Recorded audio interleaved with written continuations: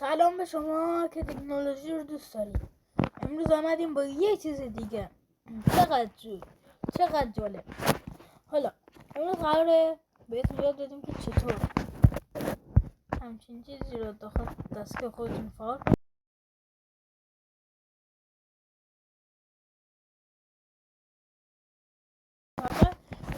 نیاز به این برنامه ترجمه فارسی رو دانلود کنید. دانلود کردین هم اینجا بهتون نشون میده، هم این بالا بهتون نشون میده،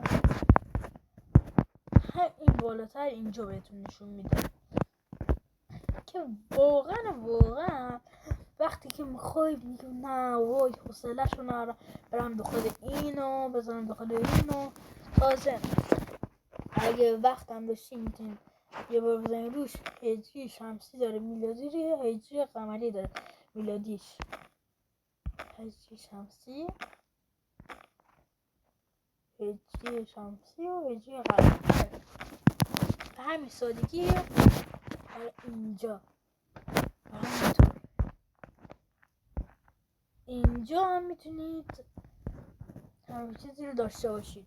اگه واسهتون فعال نشد مثلا اون به علاوهش بزنید. این واسهتون اینجا مثلا این روش داشته باشین، بیارین اینجا میتونین روش نگه داریم، مثلا بزنین روش این میاد، یا هر چیز دیگه روش بزنید که میاد، روش نگه داریم در موردش.